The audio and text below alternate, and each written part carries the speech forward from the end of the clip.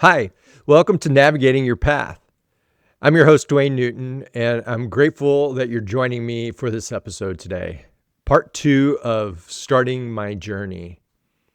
In the first part, I shared how I reached a point in my career as a lab director where I actually felt miserable in my role, not because the profession was not valuable or important, but because I felt like I wasn't in the right place for me any longer. I told you about the aha moment I had where I realized that I was not in my element in that role. Over time, though, I've managed to navigate my own path to being more in my element. Today, we'll dig a little deeper into the steps that I introduced the last episode, which helped me to get there. I call them the 5 steps to becoming your authentic self. So let's get started. Step 1 is to get out of your head and into your heart. I know that it sounds kind of weird and maybe a little unusual in our community, particularly one that's very technical and scientific, to talk about something that's encouraging you to be more heart-led or tapping into your emotions. But I feel like this perspective shift is really essential. In my experiences, the thoughts in my head were what was keeping me stuck. I've always been one to spend a lot of time in the space between my ears, thinking about what I needed to do, what I was supposed to do, how to make sure it all came out right. At this point in my story, 12 years ago, where I'm directing the microlab at Michigan, a prestigious institution, my professional responsibilities were monumental. I was doing what I was supposed to do, what I was trained to do, doing it well, and attempting to be more invested. But I have to be really vulnerable here because it's really hard for me to say and admit this part. But in my heart, I was having a hard time being completely invested. I wanted to care, but it was heavy. It was effortful. I had to try to care. I know that I actually did care, but I still didn't want to be there. I felt like I'd given everything that I had. Maybe you've been there before. You've been in a situation where you felt like you were doing all the giving. Your bucket wasn't getting filled in return. I wondered if people could tell. I was doing my best. I kept smiling. I kept doing the important work, but it still didn't feel right to me. And I knew things had to change. As I listened to my feelings more, it was clear that what I was feeling and what my head was trying to make happen weren't matching up at all. I was finally realizing that there was misalignment, but I was really struggling to figure out where to go and what to do about it. What I did next, though, was something that always came naturally to me. I started talking to people, which brings me to step 2 of becoming your authentic self. Connect with trusted people. At that time, I didn't know what I wanted or what I needed, so I started to connect with people professionally.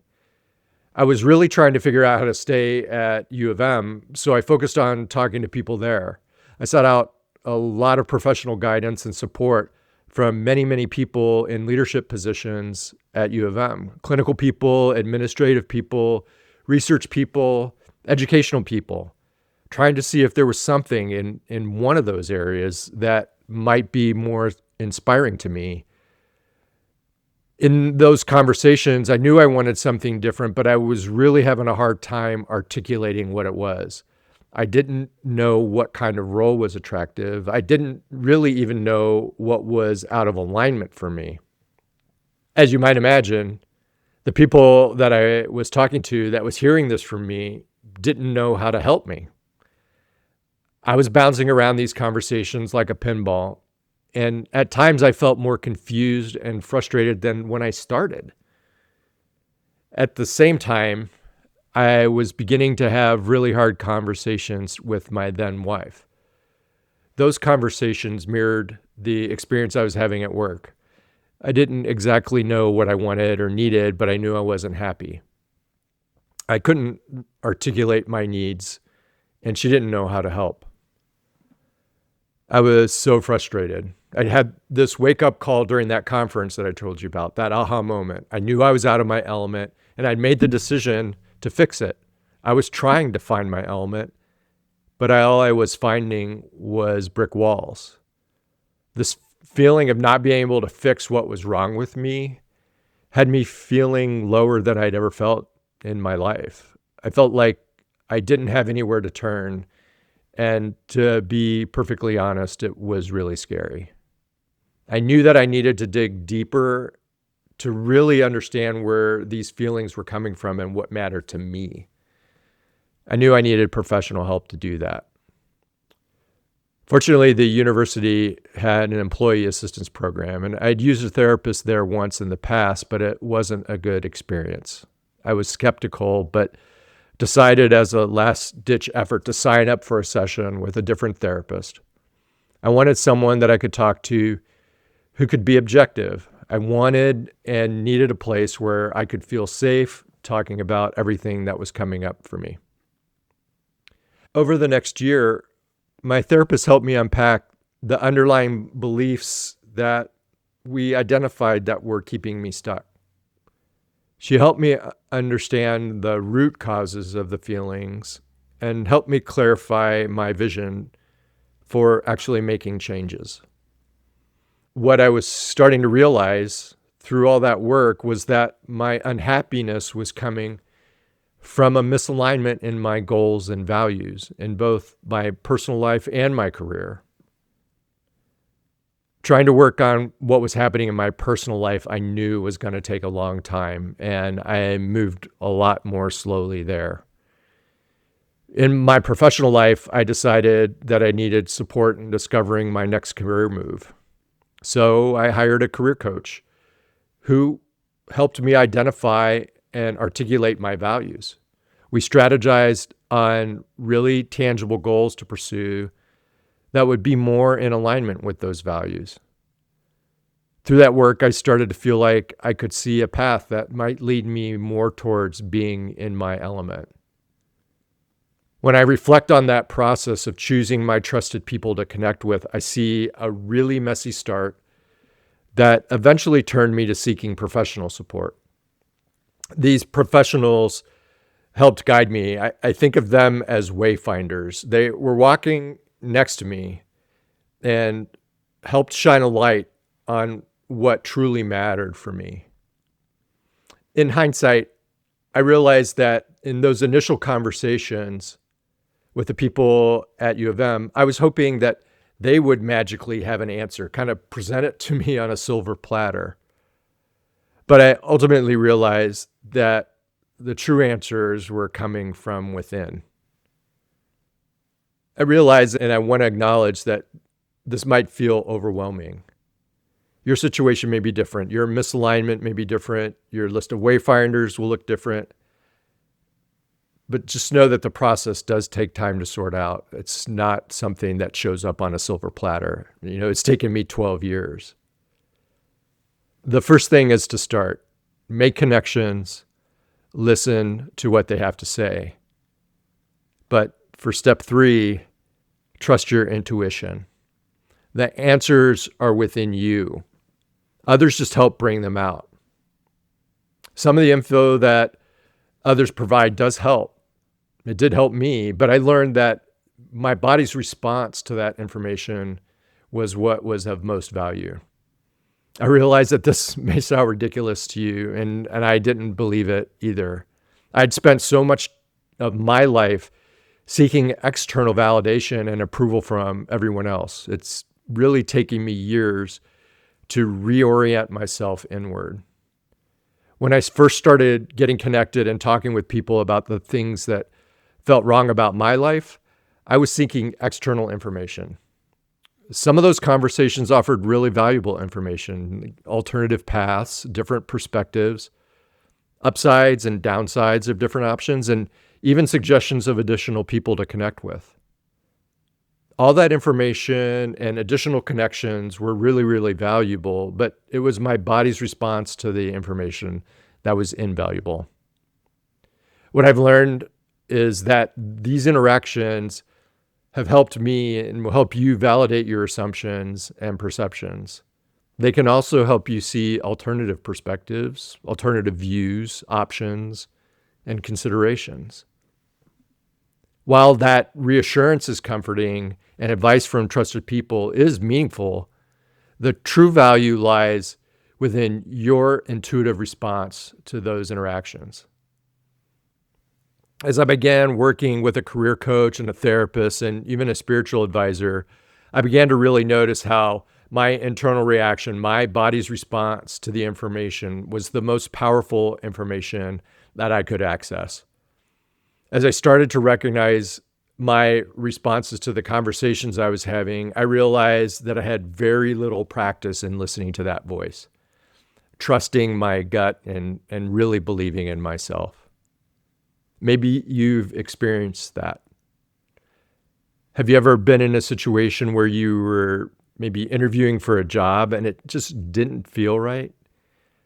Or you started dating someone that you knew wasn't a right fit, but on paper, they looked like the perfect match. Or maybe you've even walked into a room and something just felt off. Through coaching and experience, I realized that I needed to reorient myself inward and tend to that information, knowing that those answers on what was the right path, what was in alignment for me, were all inside of me. Once you start trusting your intuition, you'll start to get inklings and nudges to try something different. This is where you actively start moving along the path towards your most authentic self. You start putting one foot in front of the other, taking risks, and getting a little uncomfortable. This brings me to the next perspective shift that's necessary for an authentic life journey. Step 4, take risks. You have to start doing stuff that scares you. You have to get out of your comfort zone because that's the only way that growth happens. If you stay on that well-worn path that you're very familiar with, you end up back in the same places that you've always been. You have to get off that path. Sometimes it's into weeds and thorns, but you need to do that in order to grow and find the places that you really want to be. This is a hard thing to do, but you can build resilience to accomplish it by starting really small, embracing the little failures and the misses, and celebrating the wins. I have this really awesome picture of a sunset over a lake about a half an hour north of here. I took it from the deck of a friend of mine who had a house on that lake. And it reminds me of the value of taking risks and is the end of a story that I want to share with you. If you're watching the episode on YouTube, I'll put the picture up there. It's really gorgeous. The sun's going down. There's pinks and orange and yellow and blue. And it's really a magical picture from a place that actually had a huge impact on me. So I want to rewind a little bit and tell you how I got there. In the middle of all of this turmoil and uncertainty that was going on in my professional life, I decided to spend more time taking care of myself on a physical level and added cycling to my workout regimens in addition to running. And I started working out with a triathlon group and wanted to get better at cycling and diversify my workouts and also learn more about places to cycle and get better at riding. And so I did that over the course of a summer. And the more I was working out with them, the more people that were part of the triathlon club were beginning to encourage me to check out that sport. Triathlon is swim, bike, run of various distances. And I was getting comfortable at cycling. I'd always been good at running, but I was a terrible swimmer, and that's how I responded. I can't swim. And their response was, Nobody can swim. Everybody hates it. Just do it. And I felt a little bit more uncomfortable with that. But what I really felt uncomfortable with was in recognizing the fact that triathlons, you're swimming in open water. It's not like swimming in a pool. And I'd never done any of that. And it was actually very terrifying to me. But the more peer pressure, I guess, I got, the more interested and intrigued I got in the process of trying this new sport out.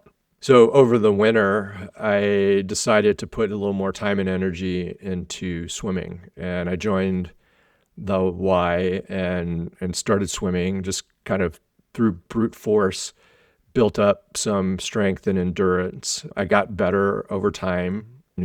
It was painful, but I saw improvement, and I felt like I was feeling a little more prepared for actually being able to jump in the water in a lake and trying to swim there, which is something that I had never done before. So that brings me to the next picture, which is a picture from basically the same spot in the lake, but just a different perspective. And it really represents the before photo. It was taken from the dock in front of my friend's house, looking across the lake that the Triathlon Club would swim at and do open water swim workouts. And as I'm standing there and looking at it, it's a pretty petrifying and intimidating picture. It's about a half a mile across to the other side. And the idea of doing that kind of swim was really what caused a lot of fear and anxiety in me. But I realized if I really wanted to do triathlons, I had to literally and figuratively jump in and try. So I did. And the first time I did, I think I swam 100 yards out, turned around and came right back to the dock. I realized that I wasn't going to die and that I didn't die. And I tried it again. I went a little bit further that time. And I did that a couple of times that day and called it good. Came back a week later and did it again. Went a little bit further. And each week would go a little bit further and eventually got to be able to swim that total distance, a total of a mile, a half a mile out and a half a mile back. That was a great experience for me. It not only did it introduce me to a great sport that I still participate in, but I had a lot of great experiences and met a lot of great people through that. I mean, that opportunity and the investment in myself that I gave to take a risk helped me to feel more alive. It showed me that I could do things that I didn't think I could do. And I have fun doing it. And really, and very probably most surprisingly, it became one of my most favorite things to do because we would meet on Monday nights at that guy's house and swim and then hang out on his deck and drink beers and eat pizza and watch the sun go down and really have a great time. I never would have had those experiences had I not jumped in. Because I jumped in, I felt success with little goals. I felt unstuck. I felt alive. I started to feel more comfortable trusting my intuition that I would be okay, that I could accomplish the things that I wanted to. Triathlon became my metaphor for accepting discomfort and being able to have success when you do that. Now, the story isn't over. I've had lots of career and personal changes, but when I feel out of sorts, I'm able to find my alignment much more quickly. It's an active process for me, and I definitely know that it is and I am a work in progress. I know that once the journey is started, that journey to authenticity, it's never finished. Which brings me to my fifth and final step. Step 5, you have to enjoy the journey. Authenticity is the key. The whole point of the journey is living an aligned life.